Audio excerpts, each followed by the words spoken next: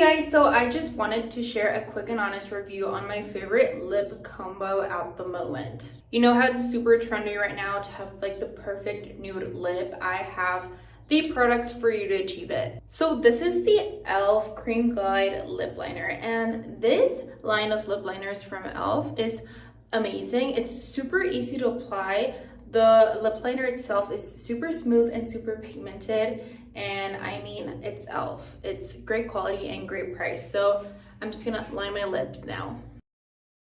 And as you can see, it just glides on. I don't have to like tug it. You know, some lip liners are like not as smooth and like not as pigmented, so you have to like really tug it into your skin. This one is just super easy and pigmented.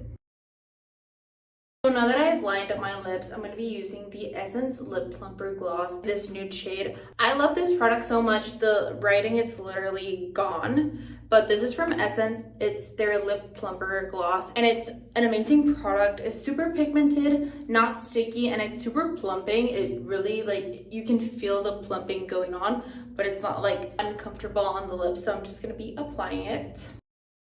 So this is my secret for the perfect nude lip, affordable and great quality. So check this two products out. They're amazing, great quality.